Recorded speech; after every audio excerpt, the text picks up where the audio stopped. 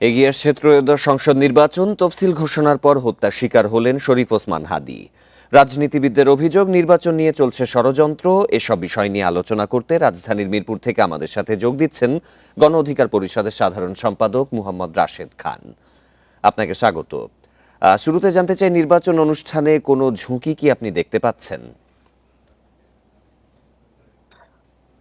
আমি শুরুতেই শহীদ ওসমান হাদীর প্রতি শ্রদ্ধা জানাচ্ছি, শোক প্রকাশ করছি।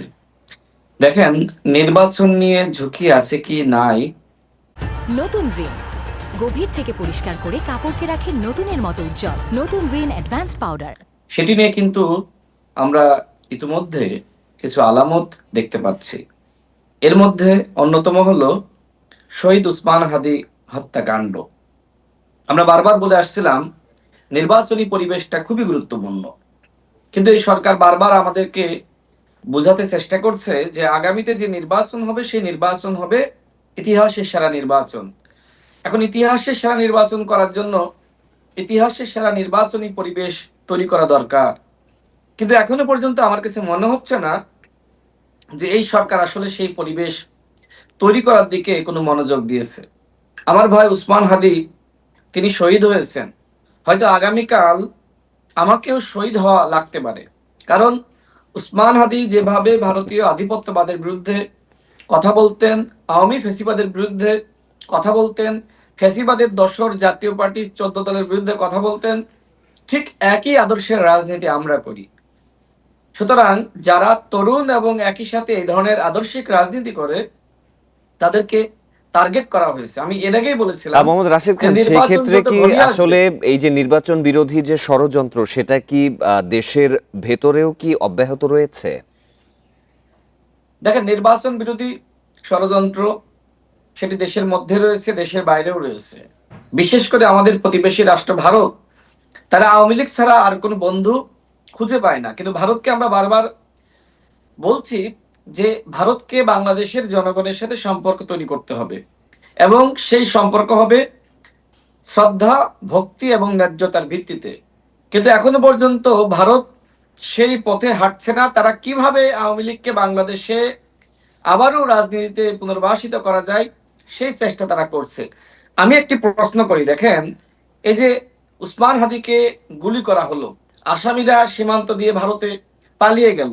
এখন ভারত একটি রাষ্ট্র, বাংলাদেশে এই ধরনের ঘটনা ঘটলো, ভারতের দায়িত্ব ছিল না এই আসামিকে গ্রেপ্তার করে বাংলাদেশে ফেরত পাঠানো? ভারত কেন এই কাজগুলো করছে না?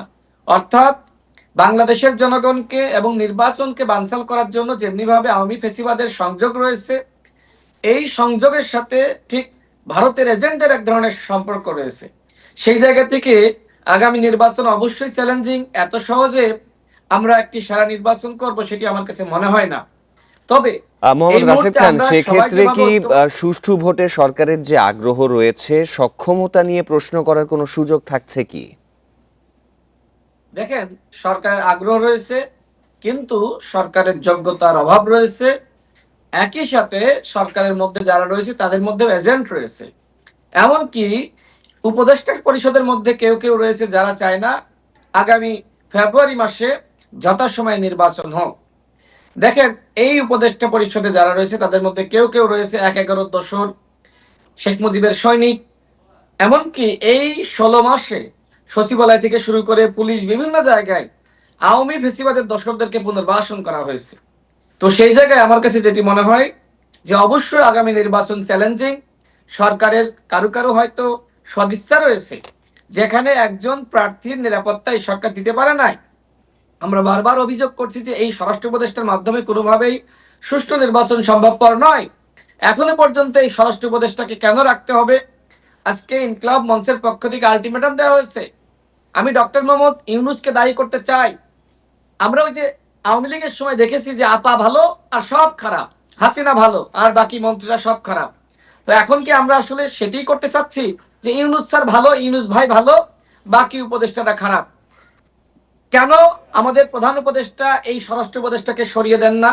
আজকে শিক্ষা ব্যবস্থা ধ্বংস হয়ে যাচ্ছে, চিকিৎসা ব্যবস্থা ধ্বংস হয়ে যাচ্ছে।